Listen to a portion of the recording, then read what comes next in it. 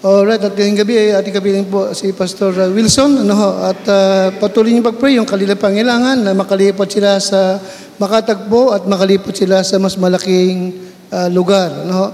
Alright, talaga Pastor Wilson para sa ating mensahe ng salita ng Diyos.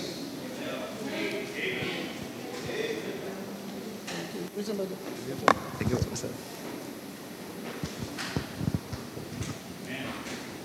Po. Ang bilis ng panahon, no? Nagsasalamin na tayo ba?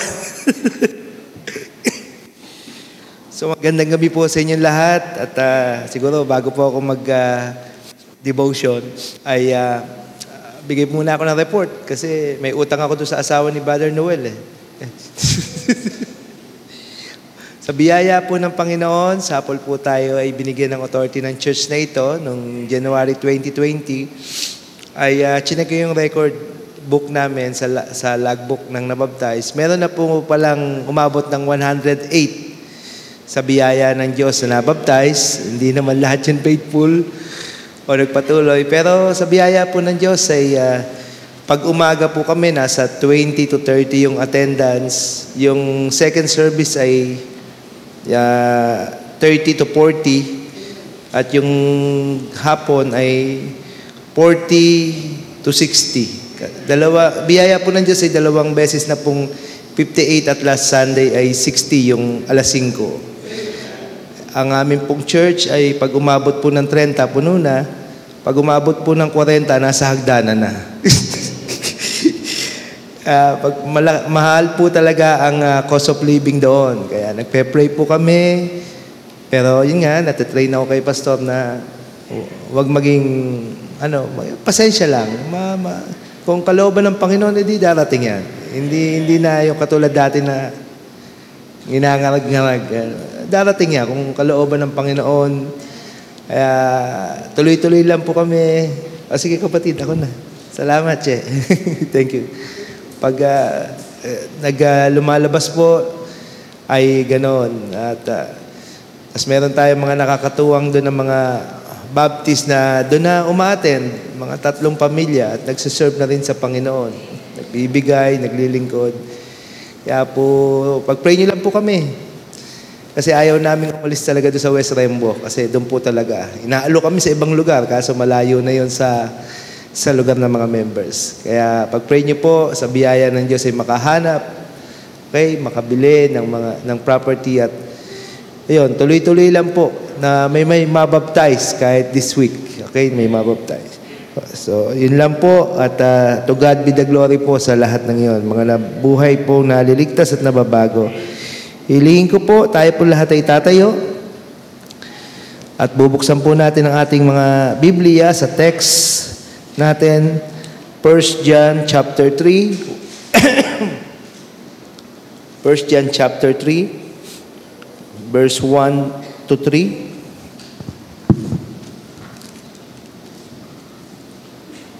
1 John 3, verse 1 to 3. Basahin ko po, ay sumabay na lang po kayo. 1 to 3. Behold, what manner of love the Father hath bestowed upon us, that we should be called the sons of God. Therefore the world knoweth us not, because it knew him not. Beloved, now are we the sons of God, and it doth not yet appear what we shall be. But we know that when we shall appear, we shall be like him, for we shall see him as he is. And every man that hath this hope in him purifieth himself even as he is pure. Tayo po ay manalangin. Lord Heavenly Father, as I preach your word, may you please give me wisdom and strength. Empower me, Lord. Fill me with thy spirit. And may you please edify and strengthen the faith of the brethren. And may your name be always be magnified and glorified. This we ask and pray in Jesus' name. Amen. Thank you po. Makakaupo na po kayo mga kapatid. Salamat. Ang ating pong mensahe po ngayong gabi ay simple. Dahil ang mga Baptist daw ay minsan magagaling naman talaga sa doktrina. Oo, isa lang ang minsang napapansin sa atin, yung pamumuhay. Kaya ang ating pag-usapan ngayon ay Christian virtues, yung ating pag-uugali. Okay, bilang mga mananampalataya kasi Alam natin ang doktrina, pero kamusta naman ang ating ugali? Di ba? Kamusta ang ating relasyon? Kamusta ang ating pag-ibig? Oo. Alam na natin ang lahat, lumalago tayo sa pananampalataya, pero lumalago din ba tayo sa pag-ibig? Di ba? At sa iba pang katangian ng pagiging Kristiyano. Kaya ang title po ng ating mensahe ngayon ay ano ang makikita sa isang tao na tunay nang nakakilala sa Panginoon? Okay? Ano ang makikita sa isang taong nakakilala na sa Panginoon? Yung tunay na nakakilala. Diba? Maaaring dito ay marami ng matatagal na Kristiyano. Tinititigan ko yung mga muka. At meron ding mga bago. At meron din namang mga anak ng mga member. Diba? Na dito na rin lumaki po. Kaya ang tanong ay, ano ba yung inaasahan o dapat na nakikita sa atin kung tayo ay sinabi mong Bible Baptist? O, di ba? O ngayon, nadadali sa politika si Senator Joel, di ba? Ang nakataya sa kanya, hindi lang yung kanyang pagiging senador, kundi yung kanyang pagiging isang JIL. O, di ba? Kasi aminin man natin at hindi, pag tayo ang nasangkot sa mga ganyang bagay, hindi lang yung ating pangalan ang nakataya, kasama na yung ating pagiging Kristiyano. Di ba? Amen po ba? Oo. Kaya, pag-usapan natin ito ngayon. Number one, kung ikaw ay ligtas na at alam mo ng Kristiyano ka, number one, nag-iingat sa kanyang sarili na hindi na mamuhay sa kasalanan. Okay? Ulitin ko, nag-iingat sa kanyang sarili na hindi na mamumuhay sa kasalanan. Hindi ko sinasabing hindi na magkakasala sapagkat walang tao pong ganun. Di ba? Pero isipin mo yung iyong mga kasalanang nagagawa bago ka maging member sa church na ito. O bago ka ma-save. O kahit nung save ka na, nung 1990s ka pa na-save. Yan ba ay dala-dala mo pa hanggang ngayon? Yung kasalanan na yan, for example, sugal, sigarilyo, alak, bisyo, o sa babae, marites, o kung ano man. Di ba? O, hanggang ngayon po ba ay dala-dala mo pa yan? Kasi ang sabi po sa verse 3, okay? Verse 3, 1 John 3, verse 3, ano sabi po dito? Mahirap pag maliit ang letra, no? And every man that hath this hope in him purifieth himself even as he is pure. Okay? Ang bawat isa talaga na nasa kanya yung pag-asa ng Panginoon, di ba? Nasa kanya si Kristo, ay dinadalisay niya ang kanyang sarili. Di ba? Kamusta?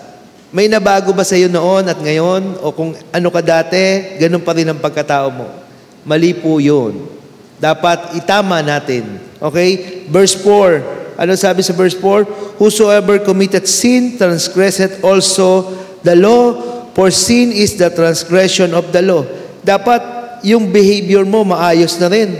Verse 9. Sabi, tuloy-tuloy po whosoever is born of God, that not commit sin, yung talagang naligtas ay hindi na, lumalayo na sa kasalanan. For his seed remaineth in him, and he cannot sin because he is born of God. Yung divine nature natin, nasa atin na. Pero tatandaan nyo, meron pa rin po tayong old sinful nature. Na pag yan pinabayaan mo, di ka nagbasa ng Bible, di ka nagpray, nandito ka lang. Okay? Totoo lang.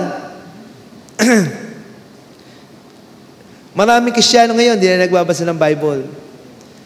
At maraming pamilya po ngayon ay wala ng family altar. Kahit nga sabihin ko yung family altar, hindi nga alam eh.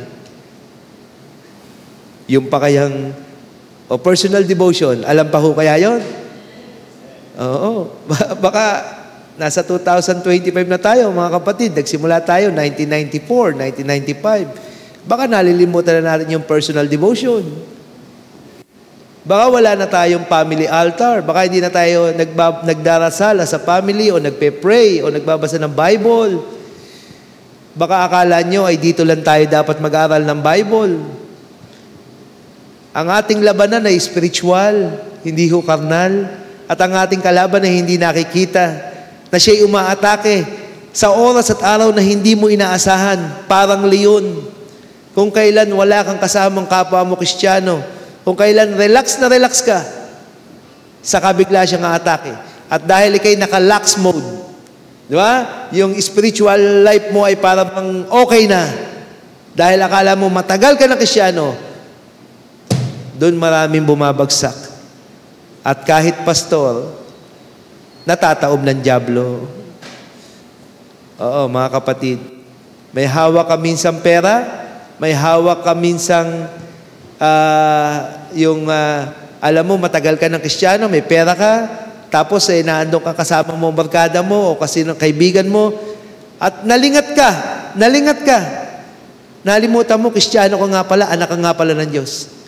Then all of the sudden, naalala mo, nagkasala ka na. Huli na. Ingat po.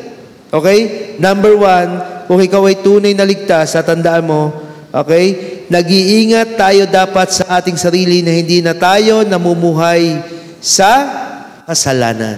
Hindi ko sinasabing hindi na magkakasala, pero kung alam mong kasalanan, kapatid, lalo na pag ikaw na lang ang mag-isa.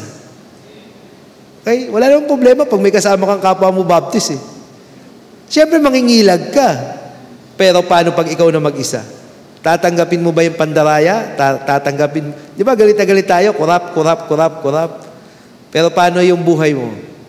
Ikaw ba? Pag ikaw na lang mag-isa, alam mo rin kung nangurap ka eh. Alam mo rin kung nagkasala ka eh. Di ba? Amen po ba? Hindi mo pwedeng sabihin, kasi kaya, pangalawa niya na yan. Ikaw ilang beses na? Di ba? Katuturo mo, 3 nakabalik sa'yo. Tama po ba? Oo. Salamat ako, si pastor. Lagi akong pinapaalahan na mag-ingat. Dahil maraming pastor na bumabagsak. Totoo yun. Dapat mag-ingat tayo. Pero hindi lang pastor, pati Kristiyano. Amen po ba? Baka akala nyo, pastor lang ang dapat mag-ingat. Di ba? Number 2. I hope yung number 1 mag-stick. Okay? Number 2. Nadarama ang kanyang tunay na pag-ibig sa mga kapatid at sa gawain ng Diyos. O, tanungin mo sarili mo, kapatid. Anong nabago sa iyo nung naging baptist ka? Na-save ka, sabi mo, na-baptize ka, umaaten ka dito. Ikaw ba yung may pag-ibig sa iyong kapatid? Ito yung sinasabi ko noon pa. Na nakita ko sa Apple nung ako'y naging baptist. Maraming baptist ang snob. Hindi ko sinasabing sa church na ito, kasi hindi ko naman lahat kayo nakakasama. Pero marami ako nakikitang baptist snob. Tuloy, dahil doon, maraming mga tao ang ayaw sa baptist. Bakit? Ayaw ko dyan sa mga yan. Kabanal na banal, may Bible. Pero ang sasama ng ugali niyan. Sana hindi tayo ganon. Amen po ba? Sana hindi tayo ganon. Marunong ka rin makipagkapwa-tao. Marunong ka rin makipag-usap. Ang lagi sinasabi ko as a pastor, hindi natin maiiwasang, katulad nung nasa Maynila kami, hindi natin maiiwasang lumapit sa ating mga kamag-anak at kaibigan at kakilala na hindi safe. Hindi. Paano tayo mabubuhay na hindi natin sila kasama? Kasama natin sila. Pero sa oras na gagawa sila ng kasalanan, doon tayo kakalas. Doon tayo hihiwalay. Pero makisama ka, nakikipagkwentuhan. Halimbawa, nasa trabaho, kakain kayo. Halimbawa, si Kuya, nalimutan ko na naman ang pangalan, Kalupitan. Noel. Kasama niya ang kapwa niya, guard, kakain. Masama ba yun? Kasalanan ba yun? Kakain kayo sa kantin. Kasama mo classmate mong unsaved. Kasalanan ba yun? Unsaved ba yun? Kaya hindi mo yan maiimbitahan sa church. Ay baka mamaya, pagkakain ka, ayoko sa inyo, mga makasalanan kayo. Kahit ako na lang mag-isa, ako lang matuwid eh. Ay talagang hindi mo yan madadala sa Panginoon. Magaspang ka eh. Naunawaan niyo po ba? Lalo na sa iyong kapatid sa Panginoon. Mahigpit ang tagubilin ko dito. Kung ikaw may kilala kang kapatid sa Panginoon, na nakita mong may sakit, alam mong wala, o kahit wala, alam mong hindi makabili ng gamot, hindi mo ba kayang ibili yun ng 3 Biogesic at dalan mo at ipag-pray mo siya? Wala kang pera, hindi ka mayaman. Pero meron ka sigurong 7 Biogesic, isa, di ba? O 8. O di sabihin mong 25 pesos, 3 Biogesic. Hindi mo ba magagawa yon bilang pag-ibig sa iyong kapatid na may sakit? Sabi ng Bible, kung sinasabi mong mahal mo ang Diyos na hindi mo nakikita, Pero hindi mo naman minamahal ang iyong kapatid na nakikita, ay sinungaling ka. Amen mo ba? Sinungaling ka. Ngayon, medyo natututo na sila. Kasi ganun ang ina-apply ko sa kanila eh. Pag may sakit, hindi ko na hinihintay na magsalita. Bibigyan ko na kagad ng ano. Tapos, pag may na-hospital, bibigyan. Hindi man malaki, kasi sinasabi ko sa kanila, hindi naman ako DSWD. Pero ang gusto ko sa church na ito, na pinapalaki ko pa lang sa biyaya ng Diyos, ang church na ito ay nararamdaman. Ibig sabihin ng nararamdaman, tinuturuan tayo ng ating Panginoon that you love one another. Kasi ito ang basihan na makikita ng iba na tayo nga ay disipulo ni Kristo kung tayo ay nag-iibigan sa isa't isa. Amen po ba? Hindi yung ikaw ang kapatid. Nakita mo nagkasala yung kapatid mo. Ikaw pa mismo tumadyak eh. Tsak! Bihira ka. Patagal ka ng Kristiyano, ganyan ka pa. Kung siya nagkasala ka din. Amen po ba? Oo. Ayan, ang daming verse sa Bible. Verse 11 sa 1 John 3, verse 11. Anong sabi po dito? Sabi dito, nasa na ba siya? Not as Cain, who had, doon na lang tayo sa verse 13. Marvel not, my brethren, if the world hate you. Verse 14, we know that we have passed from death unto life because we love the brethren. He that loveth not his brother abideth in death. Whosoever hateth his brother is a murderer. And ye know that no murderer hath eternal life abiding in him.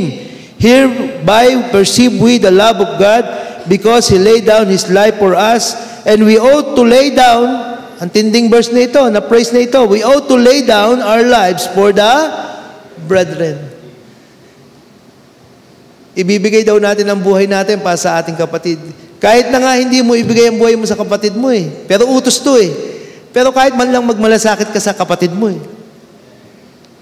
Pero totoo ang sabi ng Bible, na sa huling panahon, okay, the love of many shall wax cold. Totoo yun. Mismong magkakapatid sa Panginoon nagtatabasan. Kaya ang unang-unang naaalala ko, sabi sa akin ng ninong ko, tatandaan mo, Wilson, pag ang isang Kristiyano nananakmal, hindi yan tupa. Leyon yan. Bakit? Walang tupang nananakmal. Ikaw ba, ano ang katatayuan mo? Ikaw ba'y nananakmal ng kapatid mo sa Panginoon? Abay, kung nananakmal ka, mag-isip-isip ka kung save ka. Hindi yun sinasabi mo, kundi yung pinapamuhay mo. Amen po ba? Nakikita sa mga Kristiyano, ano yung number 1? Na siya'y lumalayo sa kasalanan, pinapanatili niyang malinis ang kanyang testimonya sa Panginoon. Okay, tanggalin na natin yung pagpapakita ng tao sa labas. Yung ikaw, personal mo sa harapan ng Diyos. Number 2, nadarama ang kanyang tunay na pag-ibig sa kapatid sa gawain ng Diyos. At, sa kapatid, at sa gawain ng Diyos. Sa gawain ng Diyos. Sumasama ka ba, kapatid, sa soul winning? Nakakatuwa. Di ba? Pag maraming nagso-soul win. At kayong mga nagso-soul win, tandaan niyo yung tinuro sa atin mula dati ng bata. Kahit ikaw lang ang soul winner, huwag kang titigil. Hindi porkit konti ang sumama, madidisappoint ka. Hindi ka naman naglilingkod para sa kanila eh. Nagdilingkod ka para sa Panginoon eh. So kung hindi sila dumating, tuloy lang. Oo, ganun na tayo dati pa, di ba? Oo, wala. Kung di ka sumama, gusto ko kasama ka. Pero kahit di ka sumama, tutuloy ako. Hindi naman ako lilingkod para sa iyo eh. Pero mas masaya, di ba nakikita niyo, mas masaya pag marami? Amen po ba? Kaya pag schedule mo, kapatid, na ikaw ay sasama sa visitation o soul winning, i-block mo yung schedule mong yan. I-block mo. Wag mong gawing optional. Kapatid, i-block mo talaga. Ano ibig sabihin ng block? Di ba? Pag may mga appointment ka, ay, pasensya ha, mayroon talaga akong prior engagement, prior meeting na dito, arrangement na eh. Naka-block na to eh. Di ba ganyan ka sa secular, di ba? Gawin mo din yan sa gawain ng Panginoon. Pag talagang ikaw ay na oras na magsasama, magbibisit at pupunta kayo sa pila o kung saan man, naka-block schedule na yan. Hindi na yan pwedeng i-change. Ano, amen po ba? Yung kayang paltan niya ng Panginoon. Giving of tithes and offerings. Oh, kamusta po ang ating giving of tithes and offerings at first fruits? Diba? Soul winning and giving. Cheerful giving. Diba? Hindi pwede na sabihin mo tapat ka sa paglilingkod pero hindi ka tapat sa pagbibigay. Kasi ang pagbibigay ay source ng pagpapala ng Panginoon. Lalo na kung nakahawa ka na ng sweldo. Dati, di ba, tapat ka sa konti. Bakit ngayon, pag may sweldo ka na, hindi ka na tapat magbigay? Tatandaan niyo, kapatid, para pagpalain tayo ng Panginoon, magtapat ka sa konti. Kasi pag tapat ka sa konti, pagpapalain ka ng Panginoon sa mas malaki. Alam niyo naman yung mga verses dyan, di ba? Amen po ba? Malakay 3:10. Eto, siningit ko na lang kasi naalala ko. May cheerful giving nga pala. Hindi ko na naisip. Eto na kasi outline na nagawa ko. O, di ba? O, Malakay 3:10. Bring ye all the tithes into the storehouse, that there be meat in my house, and prove me now herewith, saith the Lord, if I will not open you the windows of heaven, and pour you out the blessing, that there be now no room enough to receive it. Give, and shall be given unto you. Di ba? Ano pa? Yung they first gave themselves, di ba? Yung Macedonian church, ang binigay muna nila, hindi yung offering nila, kundi ang kanilang sarili.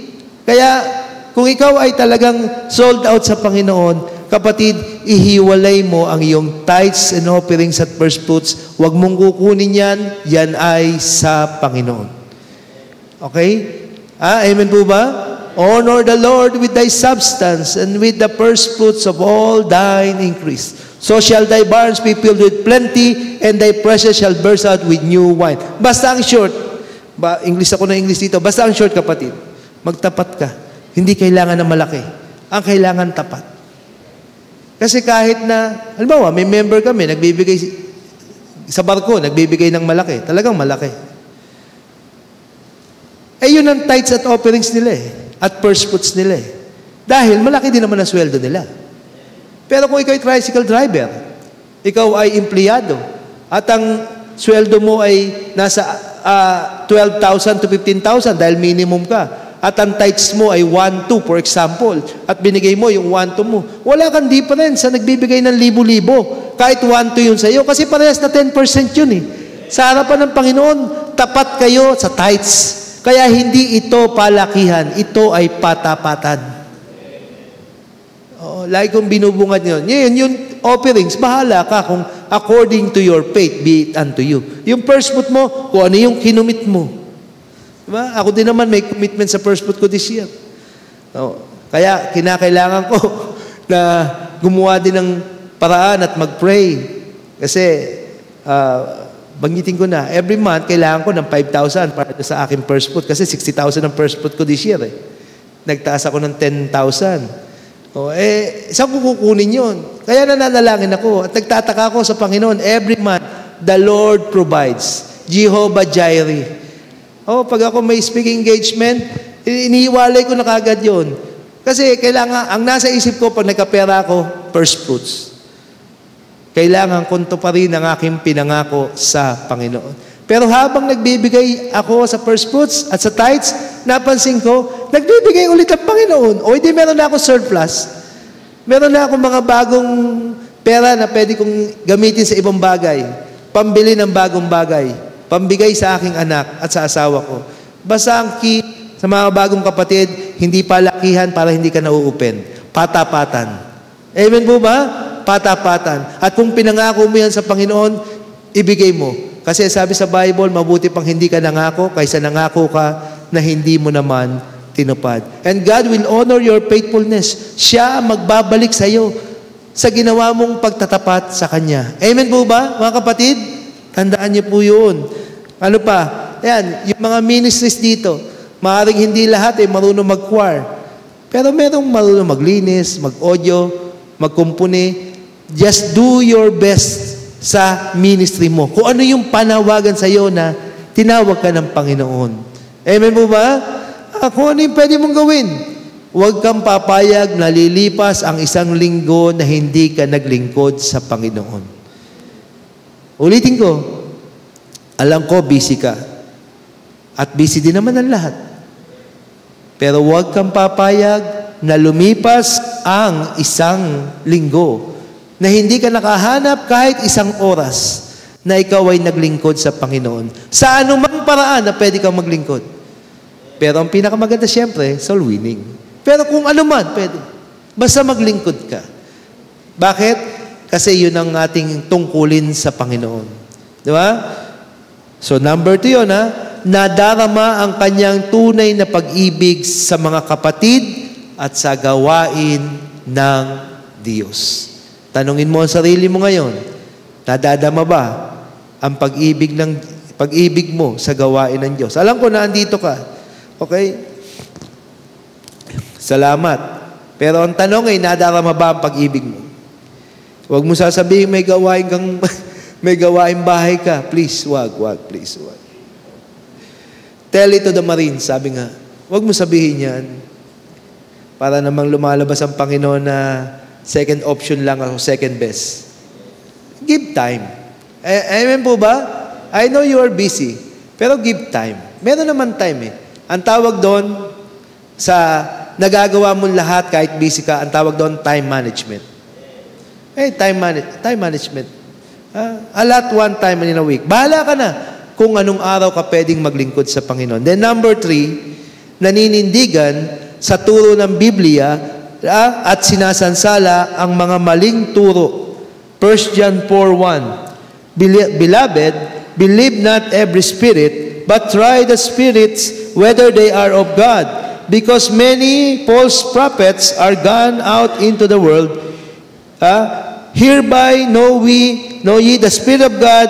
Every spirit that confesseth that Jesus Christ is come in the flesh is of God, and every spirit that confesseth not that Jesus Christ is come in the flesh is not of God. Naninindigan tayo, kapatid, sa turo ng Biblia at sinasansala natin yung mga mali. Paano mo malalaman kung ang isang espiritu ay totoo o ang nagtuturo ay totoo? Verse 2, every spirit that confesseth that Jesus Christ is come in the flesh. Nagtuturo na si Jesus ay nagkatawang tao. At tinanong ko to last Sunday, paano mo sasabihin nagkatawang tao? Ibig mo sabihin noon, nagkatawang tao siya dati?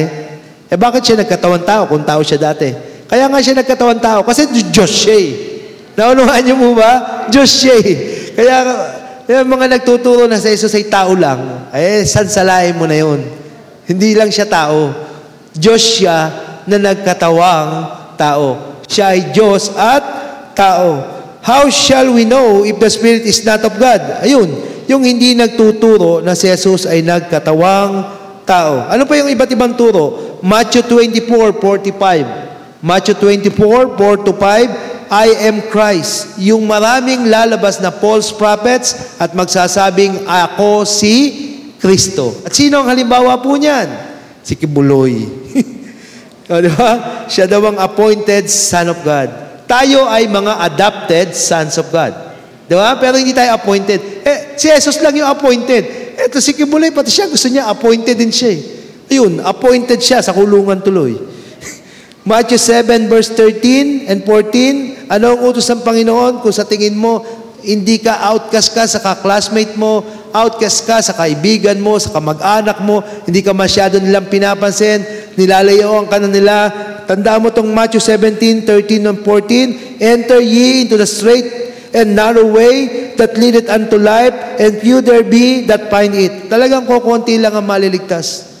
Yun ang daanan mo, yung makipot na daan. Kasi broad is the way that leadeth to destruction. Talagang magkakasundo-sundo sila, marami sila. Pero tatandaan mo, majority is not always right. You plus God is the majority. Tandaan niyo yun, You, ikaw, at ang Diyos, majority ka. Huwag ka magiging man pleaser. Kasi kung magiging man pleaser ka, hindi ka magiging faithful na Kristiyano. O, totoo yun. Kasi ipiplease mo yung tao eh. So, paano mo ngayon mapiplease ang Diyos? Ang gusto ng mundo ay makamundo. Ang gusto ng Diyos ay kabanalan. Be ye holy, for I am holy. O, di ba? Yung mga flood control, paano nila mapiplease ang Diyos? Di ba? Kung sila ay ganyan. Mahirap po ang pinasukan nila. Mahirap ng labasan yan. Hindi dapat nai-involve ang mga Kristiyano sa ganyang gawain. Corruption. Hindi mo na kailangan magnakaw ng milyon-milyon. How about yung sa trabaho mo? Nagnanakaw ka ba? Sa school? Nangungupit ka ba? Nangungopya ka ba? Di ba? Kristiyano tayo, mga kapatid. Amen po ba?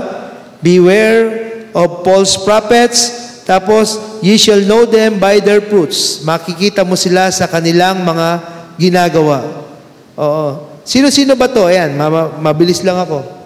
Kasi 40 minutes eh. O, 20. 15 minutes na lang ako. Okay? Sino-sino ba to? For example, INC. Di ba? Papasok sa bahay mo. Oh, pwede ba kayong makausap? Ay, hindi po. Kasi, hindi po kami niniwalang si Jesus ay tao lang. Siya ay Diyos din. Yun ang kanilang doktrina. Okay? INC. At ang kanila, etong Bible na to, mas i-encourage kanila magbasa ng pasugo. Alam niyo ba yung pasugo, mga kapatid? Yun ang encourage nila. Hindi nila encourage ang member na magbasa ng Bible. Then, paano ang salvation nila? Faith plus work, joining the church by baptism. Tandaan nyo na po yun. Jehovah's Witnesses, salvation by faith, okay? And faithfulness to the church like giving bantayan. Alam nyo ba yung bantayan? Kung may pasugo, iglesia, meron din silang bantayan magazine. Sila yung nakatayo. Kaya sila tumatayo doon, unlike sa ating Baptist. Kaya tayo naglilingkod. Di ba? Para maluwalhati natin ang Panginoon. Amen po ba? Sila, kailangan nilang tumayo doon dahil part yon ng kanilang salvation. Naunawaan niyo po ba kung ba't nila ginagawa yon? Part yon ng salvation. Kasi aside from faith, kailangan meron silang good works at faithfulness sa church. Salamat na lang, salvation by grace through faith tayo. Amen po ba? Kung nagkataon, di lahat tayo tatayo ng ganun para manatiling ligtas. Wala silang impyerno. Wala silang impyerno. Ang sa kanila, etong mundo na to, ito na impyerno. At kanina doon sa pag-research ko, yung 144,000, yun lang ang pupunta sa langit. Sa kanila, ha? At yung the rest ng mga Jehovah, dito sa paradise sa lupa. Pambihira. Ilang milyon na sila? Mga nasa 7 million na sila. Halatang kulto eh. Huwag nyo na silang tatanggapin. Huwag nyo na silang papapasukin. Okay? 2 John 1. Ano ang dapat nating attitude sa kanila? 2 John 1, verse 10. Ang sabi po dito, if there come any unto you, and bring not this doctrine, receive him not into your house, neither bid him Godspeed. For he that biddeth him Godspeed is partaker of his evil deeds. Diba? Huwag mo silang papapasukin, ni huwag mo silang babatiin na, amen kapatid, mabuti. Faithful kayo sa pagpapahayag ng salita ng Diyos. Naku, wag mo sasabihan yun. Kasi, pag ginawa mo daw yun, nakikilaho ka sa kanilang masamang ginagawa at ikaw mismo nagkakasala. Naunawahan po ba natin, mga kapatid? Hindi yun. Sino pa? Mormons. Si Mormons, kapatid daw ni Jesus, si Satanas. Yung bumabati sa'yo, magandang umaga po. Pwede po ba kayong makausap? Yung nakaputing long sleeve na may necktie na itim, kapatid ni Jesus, si Satanas. Papapasukin mo yun sa bahay mo. So ngayong tumatanda ka ng Kristiyano, hindi ka lang dapat lumalago, nagiging matatag ka pa laban sa kulto. Amen po ba? Hindi mo sila papapasukin. Okay? Keeping the law and maintaining the membership is the way of salvation. Maintaining. Ibig sabihin, maintaining. Nakapag-solve na ako ng Mormons sa Sembo. Ganun sila. Kailangan i-maintain nila ang batas at ang katapatan sa church para manatiling ligtas. At meron pa silang doktrina na nakakatakot din. pag naging faithful na member ka, ultimately, magiging isa ka sa mga Diyos. Ang galing, ano? Magiging isa ka sa mga Diyos. Okay? And then, Aglipayan and Catholic, alam na po natin yan, both faith and good works fulfilling the sacraments. Isa lang naman eh. Kaya lang naman humiwalay ang Aglipay sa Katoliko dahil doon sa ayaw pumayag ng Katoliko na ang kura paroko ay Pilipino. Ang gusto nila ay Kastila. Pero lipas na yung panahon na yun. Ang mga Katoliko ngayon, pinamumunuan na ng Pilipino. So ano pong pinagtatalunan nila? At magsama na sila ulit, di ba? Oh. By the way, kuro ko dati na Aglipay, kaya alam ko yung nagboboksingan yung pare sa loob ng simbahan bago mag-pray, bago magsimbang umaga. Di ba? Isa ako sa kanilang koro. Kaya, mga kapatid, good works din sila. Ano ba ulit ang Ephesians? For by grace are you saved through faith. And that not of yourselves, it is the gift of God, not of works, as any man should boast. Di ba? Dating daan, eto, research ko kanina. They don't believe in the Trinity, triunity of Godhead. Nakakatakot to. Hindi sila naniniwala sa triunity of Godhead. They teach the Father as Almighty, but Jesus is just, para bang God the Son lang siya, pero hindi siya Almighty. Hindi sila equal ng God the Father. At yung Holy Spirit, ganun din.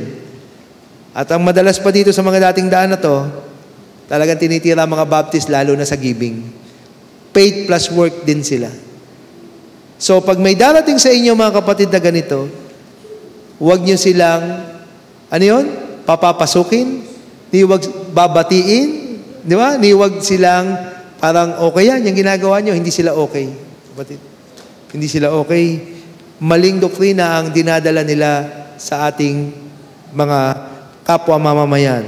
So ano ang nakikita sa isang taong tunay na nakakilala sa Panginoon? Number 1, ulitin ko, ito'y personal sa iyo. Nag-iingat sa kanyang sarili na hindi na mamuhay sa kasalanan. Kamustahin mo ang iyong buhay Kristiyano? Mainit ba ang iyong pag-ibig sa Panginoon ngayon?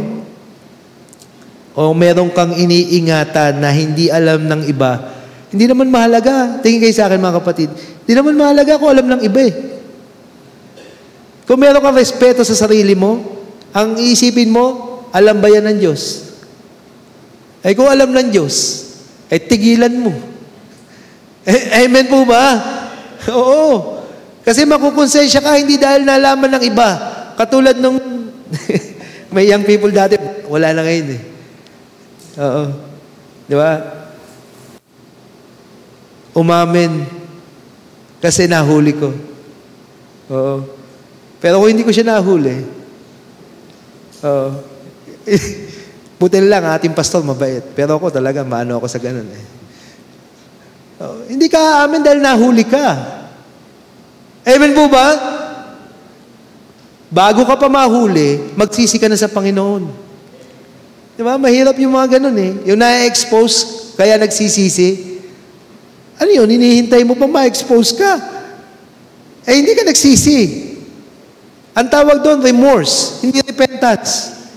Naunawan niyo po ba? Para kasi Judas. Bago pa ma-expose ang lahat, humingi ka na ng tawad sa Panginoon at magbago ka na ng kaisipan, gawin mo na ang tama. Amen po ba? Yan, number 1. Number 2, nadarama ang kanyang tunay na pag-ibig sa mga kapatid at sa gawain ng Diyos. May parte ka ba, kapatid, dito sa gawain dito? Di ba? Be a part. Kung ano man ang pwede mong i-share. Ano ba ang pwede mong gawin? Okay? Kasi yung iba, hindi ka sa kanila mananagot. Sa Panginoon. Amen po ba? Give time kahit professional ka. Wala tayong pwede ipagmalaki sa Panginoon. Give time kahit estudyante ka. Wala tayong pwede ipagmalaki sa Panginoon. Okay? 7 minutes pa eh. Kaya sasabihin ko na, kung lahat ng mga estudyante maniniwala sa sinasabi ng Diablo na wag muna silang maglingkod dahil nag-aaral sila. At lahat ng mga professional ay maniniwala sa Diablo na wag muna kayong maglingkod sapagkat kayo'y busy at malakas kayo, unahin nyo muna ang sarili nyo. At lahat ng mga senior ay maniniwala sa Diablo na wag ka maglilingkod dahil matanda ka na, magpahinga ka na. Sino ngayon ang maiiwang maglilingkod sa Diyos? Eh lahat tayo nagpauto. Time, kahit 1 oras, kahit 2 oras, sumama ka. Hindi po ako marunong magturo. Hindi ka magtuturo. Hindi ka pagtuturuin. Magbigay ka ng tracts. Magbantay ka na yung magulo, i-secured mo yung nagsosolwin. Masama na andyan ka. The best ability is availability. Amen po ba? Diyan ka lang. And then number 3, naninindigan sa turo ng Biblia at sinasansala ang mga maling turo. Diba? Huwag kang papayag na pag may nakaharap ka ng dating daan, ginawa ka mukhang tanga. Yun ang gusto nilang gawin mga dating daan. Ginagawa nila mukhang tanga yung Baptist. Pag wasak na, sabi ko sa iyo, hindi mo na alam ang doktrina mo, di ba? Dito ka na kasi sa amin umattend. Huwag mo nga hayaang gawing kang tanga ng mga yan. May umattend sa akin, tricycle driver, sinakay namin, papunta sa Bible study ko sa Pateros. Sumama din siya sa aming Bible study. Magtataka ako, ba't sumama tricycle driver? Kung wasto ang utak ng tricycle driver, hindi yun sumasama sa Bible study kasi bumabiyahe siya. Sumama. Aba, nung nagtuturo na ako, nung kalagitnaan, saka nagtanong. Sabi ko, dating daan ka, no? Ay, hindi, umami ka, dating daan ka, no? Umalis ka. Nagba-Bible study kami dito. Nagtuturo kami Umalis ka. Hindi, huwag ka na magsalta, umalis ka na. Kailangan, hindi ka lang din mabait. Marunong ka din sumansala. Kasi yung mga kultong yan, tinrain din sila. Papapasukin niya ng Baptist. Hindi katulad ng Iglesia ni Cristo. On the front, sasabihin na, Iglesia kami, hindi pwede. Ang dating daan, papapasukin ka. At pag nakapagturo ka na ng 2, doon yan magtatanong. Hanggang hindi ka na makapag-solwin. Sinayang ang oras mo. Sa simula pa lang, kung doon ay bahay niya, mag-graceful exit ka na. Pero kung yan naman ay bahay mo, paalisin mo na kagad. Wala mangyayari. Sayang ang oras mo bilang soul winner. Amen po ba? Huwag mo ibibigay, sabi sa Bible, ang perlas sa baboy. Di ba? Amen po ba? Sayangin ang oras Ha? Pero make sure, kapatid, okay? At least yung 3 ito, maalala mo pagkatapos ng gabing ito. Give time. Okay? Tayo po ay manalangin. Panginoon, salamat. Salamat po sa inyong salita, sa devotion na ito. Salamat po, nawa ay may napulot po ang aking